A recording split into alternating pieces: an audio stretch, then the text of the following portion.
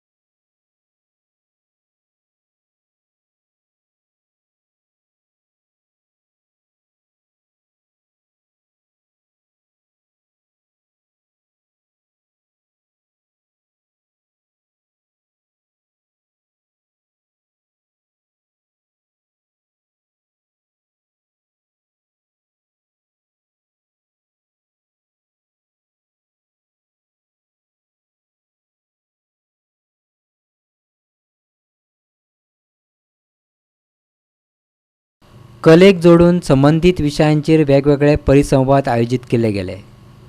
रायबंदर हांगा Goa management institution कांय उपक्रम आयोजीत केले गेले. तितून लोकल टू ग्लोबल कलेच्या बदलांचेर प्रभाव कसो पडलो हेचेर सविस्तरपणान चर्चा जाली.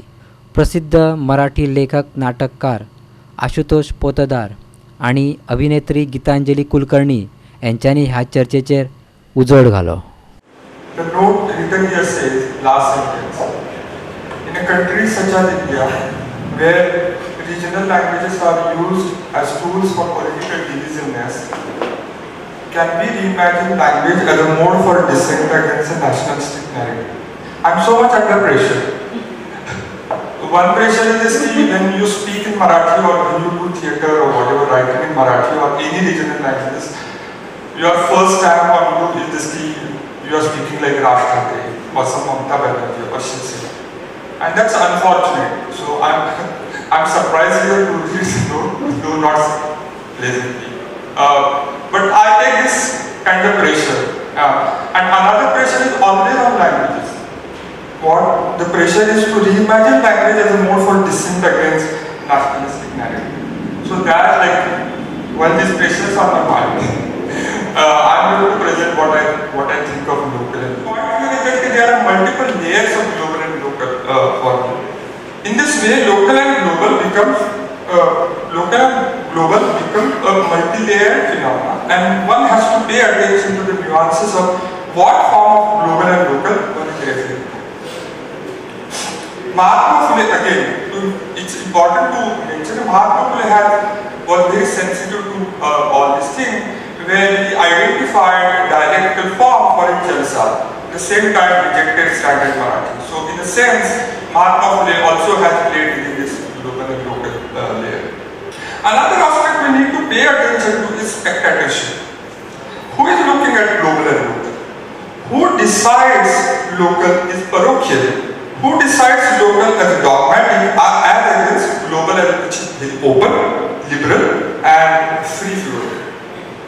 Who glorifies rootedness of local as something very much of part of nation and something that is severe in the time of fragmented culture and dying values. So I also would like to refer to nativistic discourse that is very popular in Marathi, that was again kind of led by Marathi writer Bhalchandra Newale. So one who always say this, okay, these are our languages, we should write in India languages, then only we can survive with this nation. So who does all this thing? And there is a sense of kind of spectatorship that's involved here. So global and local is decided by who, and that's the question we need to ask. The point I want to make here is that local and global can't be seen only from an outsider's perspective. It is very difficult just being local. It is very difficult for a local person to become global. And how, but at the same time I'm very optimistic, I'm very hopeful, because art, theatre has the capacity to take that local wisdom, that knowledge, that language to that global level. I'm not demeaning local knowledge just because it's aspirational, and to deny aspiration to any person is not right. No, it's not. We are not giving equal opportunity to everybody. I'm working with children in small communities from Adivasi area. I am learning so much from them because they have the knowledge, they have the wisdom, they have the understanding, which is much more needed than what is aspirational. But at the same time, because I have those privileges, as Ashutosh mentioned, I come from that privileged class. I take it for granted, but maybe Adivasi girl or a boy wants to become that. So let them, I have to give them that opportunity. Don't lose your localness, don't lose your natural language. But at the same time, you have the opportunity of becoming urban or global or whatever. You have to have those facilities, opportunities, and then you may decide what exchange can happen, because that exchange is going to make us richer, empower, and more rich, enrich as communities, as artists. सेरेंडिपिटीन केल्ल्या विविध विशयांचेर आयोजीत केल्ल्यो कार्यशाळांक उत्तम प्रतिसाद मेळ्ळो. टेराकॉट bits making हे तर कार्यशाळेक सगळेच ल्हान ते जाणट्यांनी सुद्धा वांटो घेतिल्लो. शांतीनिकेतनांतल्यो शिक्षिका लिपी विश्वास आनी लक्ष्मी किस्कू ह्या दोगांनी टेराकोटा बिट्स मेकिंग कशें करतात हें शिकयलें. आनी विशेश म्हणजे ह्या कार्यशाळेक सहभागी जावपाक शांतीनिकेतनांतली माती सुद्धा वापरपाक दिली गेली. सहभाग्यांनी सुंदर सुंदर बिट्स सुद्धा तयार केले.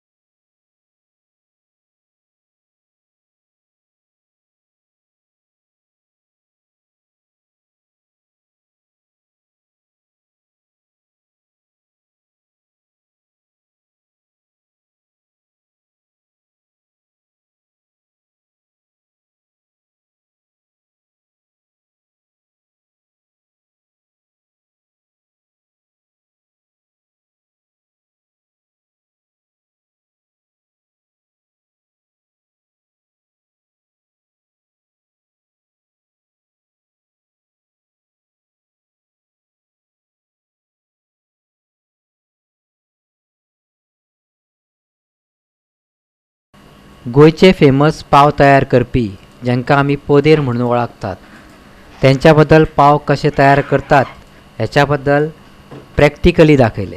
रायबंदरचो स्थानीक पोदेर श्री गोम्स आणि त्याची चली शाहीन गोम्स यांच्यांनी गोवन पाव कशे करतात त्याची कार्यशाळा घेतली. ह्या वेळार वांटेकार जावपी भायले सुद्धा असले. शाहिनान सांगले ह्या वेवसायाक आपूण सुद्धा भाग घेतला. Poder is a Konkani word for a baker, and it's also derived from the Portuguese word padeiro. So that's how we get the Konkani word called poder, which is a baker. A lot of Konkani words have actually been derived from Portuguese words today. So let me introduce you to different types of bread. First we have the pao. It's actually soft and it's got a thick crust on top. That's called the pao. Then we have the katre. Katre is again a Konkani word for scissors. So we use the scissors to shape this bread. That's why you get the name, that's why it's called katre bread. Then we have the poi. This is a different type of bread. Poi is made of wheat husk. And it's basically the older people use it because it's easy to digest. So the crust is hard, it doesn't have anything inside. So it's mostly made of wheat husk. Then we have the bokshe. It's again round, it's got a different texture and it's got a cut in the middle. So we'll demonstrate all these types of breads once we mix the dough. We'll be showing you how exactly to shape them as well. Then we have the kangkon. Again, kangkon is a Konkani word for bangles. If you see it's shaped as a bangle, that's why it's called, we also call it bangle. It's a very hard type of bread and it's got a longer shelf life. You can use it for 4 months. You can just preserve it and use it whenever you want, dip it in your tea. It's got a few cracks in the middle, that's what gives it the texture. So these are the different types of bread that we bake at the bakery. And now we go through the process of how it's actually made. So my dad is going to demonstrate the method of how it's. So back in our bakery we use the machine because it's a very huge quantity. But here we'll show you by hand.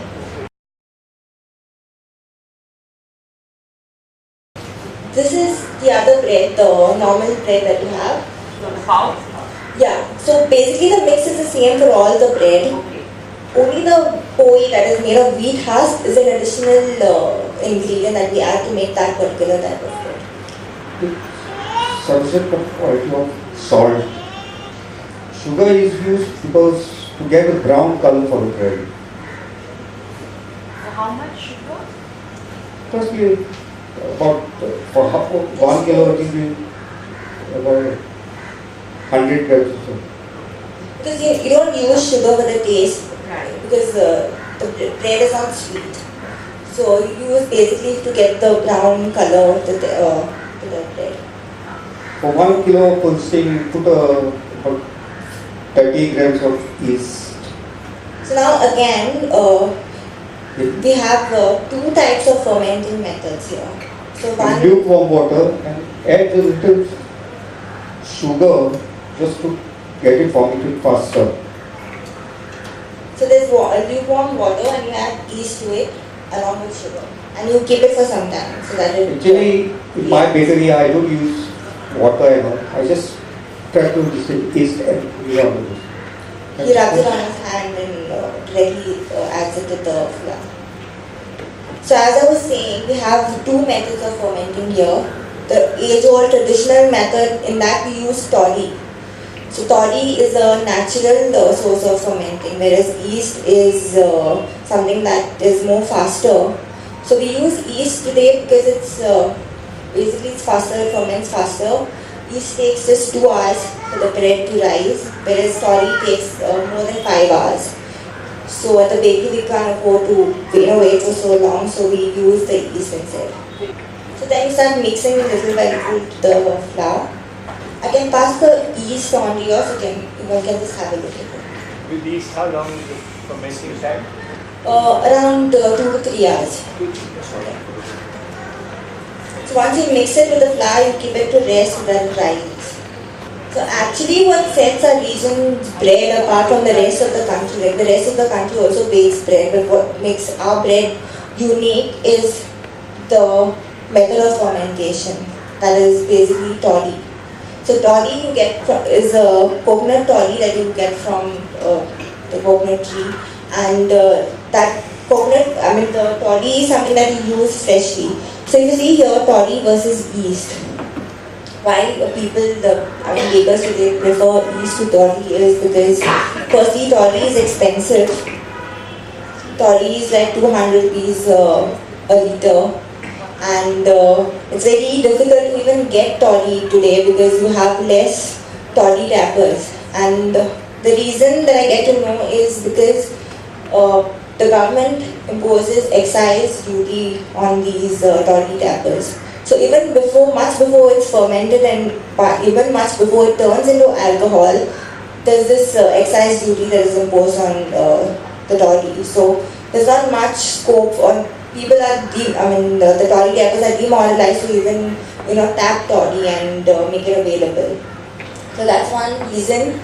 Whereas yeast is very cheap and you get it at any store. The next is fermentation takes time. As I said, toddy takes 5 hours for the bread to rise, whereas yeast takes hardly 2 hours. Again, toddy, because it's very difficult to get, people sell adulterated toddy. They add water to it and sell. So just to make because they don't get the worth of climbing a tree and coming down and selling it for pittance. Also, toddy depends on the atmosphere, the outer atmosphere. Actually, if you keep toddy out for too long, it starts fermenting. So there's a correct time at which you need to add it to the flour. And once you add toddy to the bread, the reaction takes place one after you add it. Whereas yeast, you give it to ferment first and then you add it to the flour. Whereas the reaction with toddy takes place within the flour. That's how it takes a longer time for the bread and for the flour to rise.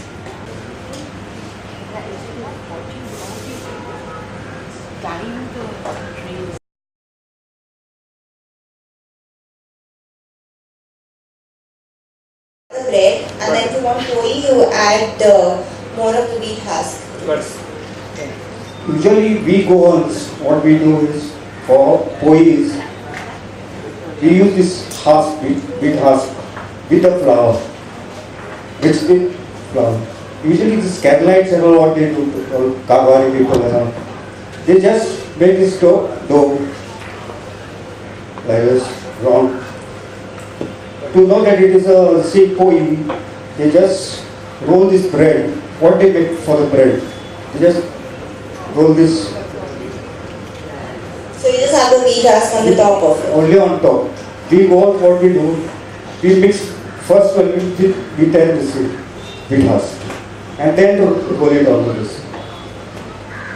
So poi needs to have more wheat It's husk. good for diabetes. These are made into round balls. Like how you see these? Okay. These are after they've risen further. So once that rises, you make it into balls. That's how small they are. And once they rise, they turn into this. Now I'll show you how to do the other type of bread. So you don't add any fat to it? No. To the dough? Okay. Yeah, you just use a little bit of oil to oil the thing so that it doesn't stick to the thing. So with these you make pav, the pokshe, the patre, the rest of the bread, except for poi, is made with wheat husk. So you shape it differently? Yes, it is the shape and the texture is different. The mixture is the same for all the bread except for the poi. So this is once you make it into balls, and this tray is once it rises. So it rises to this size. So 3 hours once it's made into that. Then once it turns into this, you shape them and keep them for another 2 hours. Another 2 to 3 hours. So now we'll start with the shaping of the types of bread. So first is the patre. As I said, patre is a Konkani word for scissors. So you use a scissor to shape the bread. That's how they call patre. So you give 3 cuts, both the ends and then the center, and you open it up.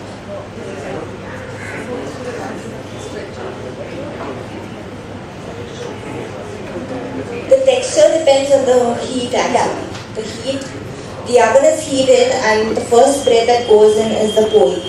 So because poi needs more heat and that's why you get the harder crust on top. Then the next is the pao, then the pokshe, and then the rest follow. So it depends on the heat. Undo is actually the company word for bread. So undo is bread, yeah. Pao is a type of bread. So people generally tend to mix up the difference between pao and bread. They think that pao is bread, but it's actually undo is the company word for bread. Once it turns into this size, then you shape them. And when you shape them, then you leave the shape as well for another 2 hours. So that also rises. Preheat the oven. I'll show you the oven in the next slide. So what we do is, yeah, this is the cut. So what we do is we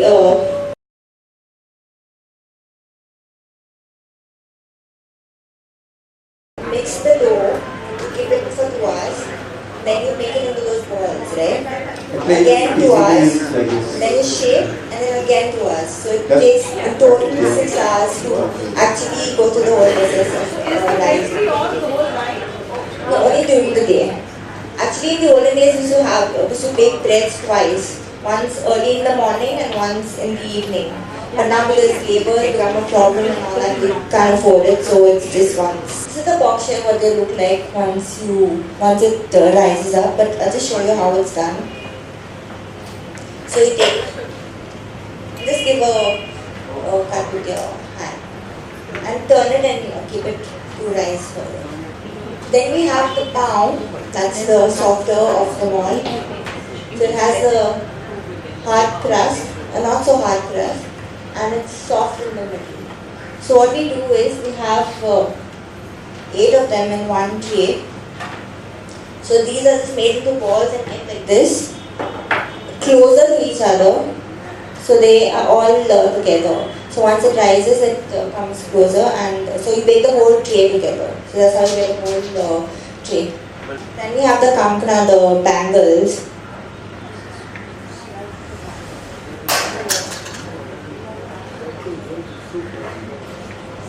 So this is how it's done. So you just roll it out, and then you join both the ends. And the kankana, if you see, the texture is very hard. So it actually depends on the heat.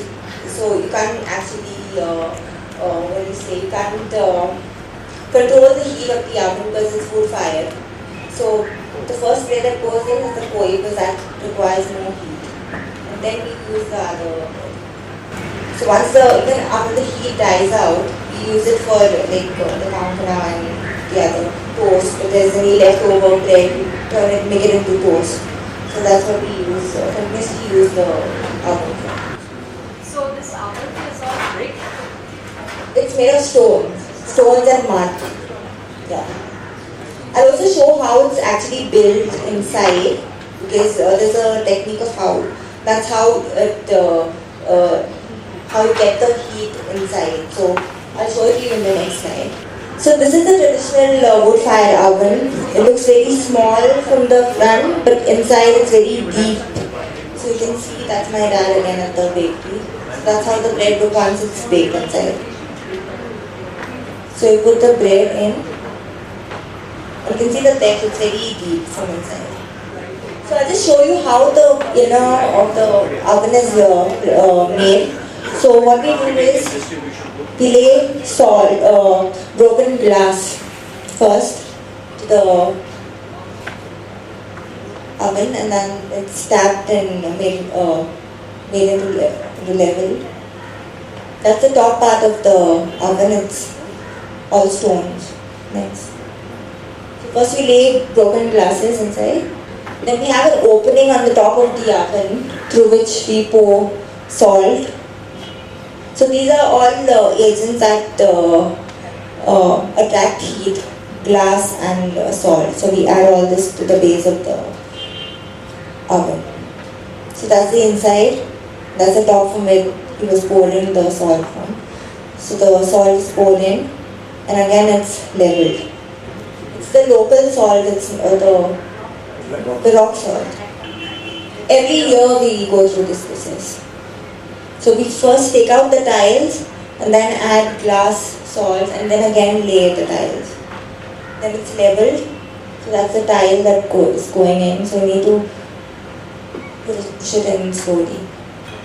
So that's how the wood fired oven is built. So every year we need to change it. So just running through why the Goan bread, the occupation is dying out is firstly because of lack of dignity of labor. In Goa we look down on traditional occupations. We have this tendency of not appreciating hard-working labor, whether it's bakers or even fisher folks. We just look down on them and we just call it, I've seen people just calling bakers like a poder. A poder is used in a derogatory form today. So just to cut that mentality, I came up with this hashtag proud to be poder, where I kept posting pictures of my family run business and just to inspire other bakers and other traditional occupations of Goa to give them inspiration to come up and do something instead of being bogged down by someone else calling you a poder or a mistekan or whatever.